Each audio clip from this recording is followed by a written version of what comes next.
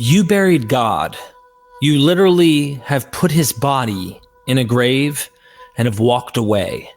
In fact, let me be not so confrontational and say it isn't just skeptics or atheists who don't think God exists. As Nietzsche talks about, we killed God. But it's also the believing Christian and those who want to make God immaterial that are actually making him, his physicality, his corporeal body, extinct. Hey, come here. Get closer so you can see. I see God. That's right. I actually see the God of the Bible. And once you start seeing this God, you know how they have that saying, seeing is believing?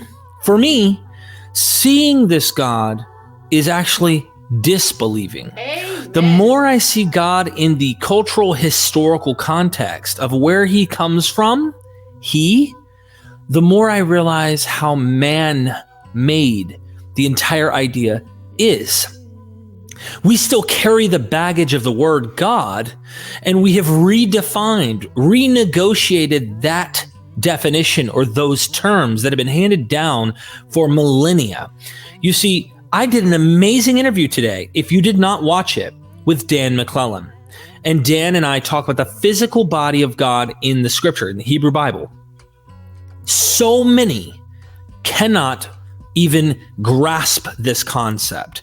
It's extremely powerful, an amazing idea to actually dive into, because when you start to compare and see that it is also another ancient Near Eastern deity, it's game changing on what are Christian apologists doing today with God? What are those who say they believe the book or the words that come from this tradition? What are they doing to this God? They're making this God even more unfalsifiable by putting him outside space and time and getting all philosophical with it. Now, don't get me wrong. I think philosophy plays a significant role in our understanding of the world. And I think that science impacts that philosophy if we're going to do this properly over time. At the end of the day, though, this deity, if it's put in its place where it is historically from in the culture and time, if we look at the Egyptian deities, the Mesopotamian deities, Canaanite, you name it, Hittite, all the above, you have an actual corporeal deity. We talked about this in depth. See, Dr. Dan McClellan is one of the most articulate online scholars I know. And I'm very thankful that he is on the front line of really playing down the bad ideas from people on TikTok and conspiracies, because a lot of people wouldn't fact check any of this. They would just believe what they see, and I'm sure many do. We dove deep into that. If you didn't see the episode, I highly recommend it, but we dove deep into God and his setting and such. And I had to ask him, in light of the recent "You Are a Liar" video that people have been kind of accusing being dishonest and lying and whatnot, that I was actually told I was committing a non sequitur by assuming the ancient Near Eastern deity, just because this God was ancient Near Eastern and physical body and all the above, kind of using Mark S. Smith as a launching point, who's a Roman Catholic, by the way. Yet he realizes where Yahwehism comes from and that it has a physical corporeal body and all of that. Yet he's a Christian. That's his decision. I don't draw that conclusion. Don't see how one can do that if you're being consistently critical, unless you just like the tradition or whatnot, or it's a faith matter and you just look, I don't need evidence. I just want to believe it because I like the message, whatever it is. That might be the case. However, they were trying to say that I said, if the God of the Hebrew Bible doesn't exist, then God doesn't exist, and therefore people should just be atheists. And that's not what I was saying. And I wasn't trying to make a non sequitur. I'm trying to point out this God that you have this tradition for, with this textual tradition, is just like the rest of the deities. Christians loved to use the word pagan, and some still use it today, to refer to those non-Christian, non-our group ideas, in-group, out-group, kind of tribalism 101. In that situation, the pagan idea would be what the ancient Near Eastern deity Yahweh is. If you want to get technical, the pagans had gods that were physical, who had sex with women, did all the above. You could say the Egyptian god, Osiris and Isis. This deity is no different. So if you're looking at Osiris and Isis and the mythology surrounding this and seeing agricultural amenities to it. You see that it has certain walking like a duck, talking like a duck aspects to it. And then you see it also in Canaanite religion with Baal cycle, with El. We know the ancient Israelites came out of Canaan and were Canaanites. So we're seeing that. We're seeing Hittite mythology with various things from Lotan, the whole nine. You see Leviathan in the Bible. We also know the Mesopotamian mythology, where we know that the authors of the Bible are reacting to it in many ways. And while Marduk was their head honcho around that period, it was Yahweh that is theirs, or maybe El at the time, depending on whose source you're looking at. And I'm looking at it and I'm going, well, why isn't Osiris true? Well, why isn't this God true? And, you know, I know there's always some type of, well, our God's true because if you look just at our material, we have the stronger case. What stronger case? A bunch of claims, a bunch of people who believe things. That has no precedence, in my view, on actually proving the point. So I asked Dan, and I get a little elaborate, and his response is so cut through the baloney, straight to the point. I need a pause before I play that to just say this. I really want a world of love. I want a world where there's peace. I want a world where there's empathy, where there's respect, where we're all on a venture of trying to discover truth, where we want to treat each other better, no matter your sex, orientation, color, creed, belief, whatever. And yes, I have gone on record even today again. I don't care if at the end of the day, a God concept or whatever helps you, comfort you in this life. That is totally fine. In fact, that's cool. I have no problem with that, even though I don't buy the conclusion and I have my reasonings. It's really the idea of using the biblical text to run around with this kind of, we're right, our beliefs are right, Jesus resurrected from the dead, and everyone else. You have a mission. Your duty is to go and convert the world and to get everybody to become a Christian as much as possible, because you don't want what's going to happen to them in the end to occur. And you love them. You want to try and, you know, save them from this place of damnation that they are going to go to. That is harmful. I don't like the notion of having to push that. Now, someone watching this might go, Derek, you're pushing your ideas on us. Listen, you feel that way, turn off this video. Don't watch my videos, because I do not desire to coerce you. But if you're seeing what I'm seeing is disbelieving for me. If you don't mind, why someone like me, I mean, this doesn't say that the deity doesn't exist, of course. This is a personal question of my own, and just to get your thoughts, maybe you could say I can understand that, or you can ignore it altogether, it doesn't matter.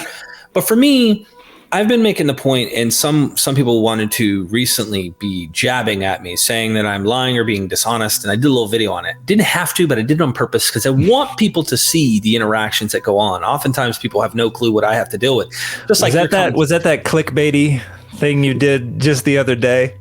I'm lying or something like that. They wrote that I'm being dishonest, and it's an actual person on Facebook that I'm friends with who wrote me this because they did not like the video "This is War." They felt that I have a one-sided channel and I don't bring on all the apologists, as if Christian apologists don't have enough clout on the internet and don't get enough attention. I'm supposed to now stop what I'm doing with the academics I talk to and just give William Lane Craig a pedestal, or all of these other academics that are actually trying to, I almost say, axe grind to prove the stuff is true. And I tend to axe grind the opposite direction. I want to fight against what I think is out there, because I don't think it's the case. But when I looked at this deity and I said, this is very much like the other ancient Near Eastern deities, for me, it solidifies that this is an age-old thing, that human conception and our perception of the divine and the natural world, this is how they viewed it. The fact that this God had to evolve and change so much, for me, really nails down some humanity to this whole thing that I think is bigger than they're giving credit for. And they'll say, well, no. Divine revelation God's revealing himself even more over time, and you can come up with any model to make this the case. But they said it was a non sequitur, and I simply am saying, look, I don't buy that this divinity is real, just like I don't think Osiris or any other god. We need to be fair then. like they also exist, or at least seem to exist in the minds of their believers and followers and such. So they're very comfortable in their philosophical worldview, like coming up with conceptions of the deity and whatnot. And they said, well, this doesn't prove God doesn't exist at all. Even if you can nail this God down to an anthropomorphic, corporeal deity in the ancient Near East, so what? That doesn't prove God doesn't exist. And I said, I agree, because how can I prove that God doesn't exist? I can't, even if I identify, pigeonhole me, if you will, as an atheist.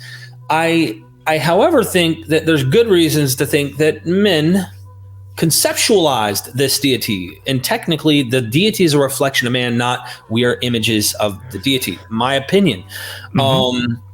They thought this was some non sequitur, me trying to say, and I think that deity, they've kind of like thrown that God out the window with their modern conceptions. Yeah. The end of the book of Francesca's book is literally like the funeral of God in a way.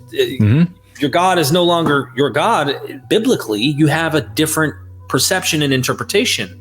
So what do you think in conclusion of that whole thing that I'm kind of expressing here?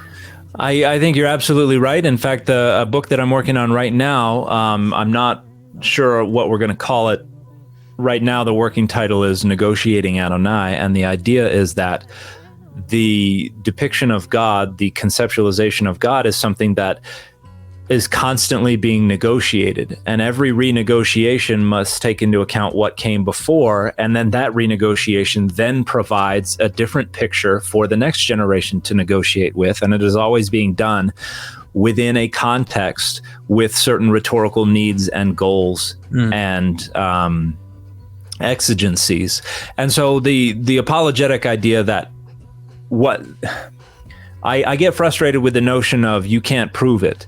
You can't prove much of anything at all. I don't know if people are aware just how little we consider or how little of what we consider our human knowledge is actually proven.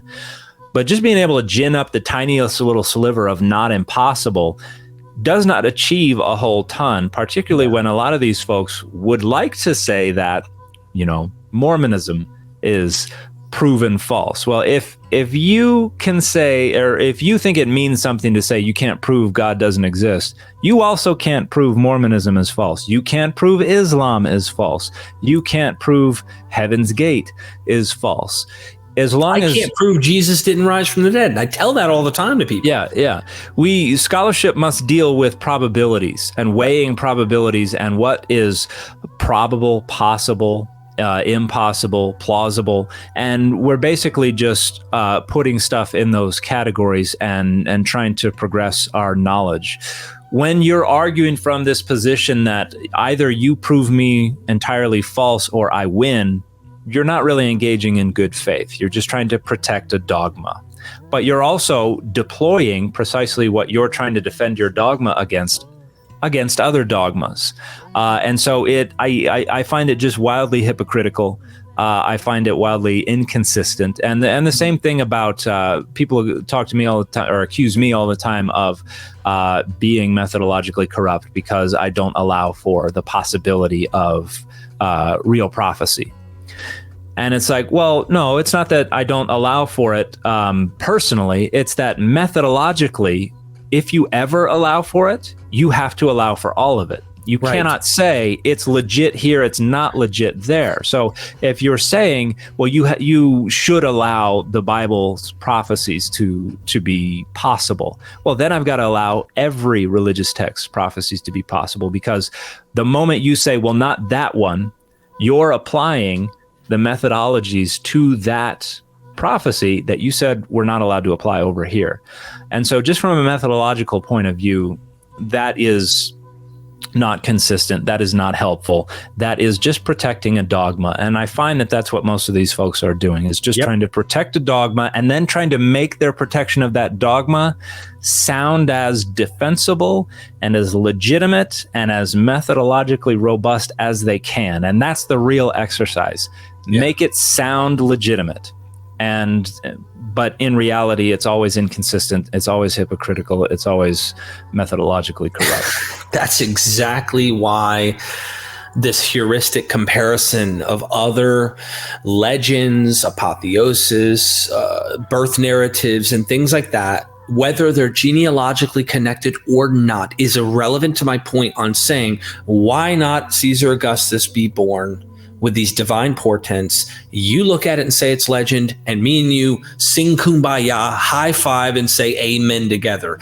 We get to this text, and your whole everything, oh, we got to take, this one is so special and unique, we got to take this case very, and then you can easily see the scholars, you see the comparison of the Gospels that don't agree on those narratives, and which one's true amongst those, and which one really happened, and like, it's so obvious to me that I love learning this stuff, and I love the stories and the narratives, but it just seems more like this falls into the category of a certain genre rather than this is literal historical, what is actually the case. And so anyway, I'm venting at this point because what you've done there is so well said, exactly the debate that just happened with Bart Ehrman. And you've got something coming up with Bart Ehrman on your podcast, speaking of which. Yes. Yeah, but Bart Ehrman was debating the resurrection and literally was kind of pointing out this fact to the Justin Bass guy on Unbelievable podcast. And he's like, look, you're not doing that with all these others. So he had to bring up Mormonism and say there's 4 or 5 eyewitnesses about the golden plates scenario and Joseph Smith's having a vision of Jesus. And then they brought it to the Pauline stuff. Anyway, I think Bart was being consistent and saying, well, why aren't you doing that with this and you do it with that? Of course, they have their reasons why Mormonism is falsified or it's not true or they don't trust it. They don't agree with it. So do I when it comes to certain other religious claims and religious beliefs. But I would almost try to do it across the board. I'm trying to be even. That's where, and a lot of people just don't. Once it is their social identity that is in the crosshairs, it feels unfair. And that's just a natural human reaction.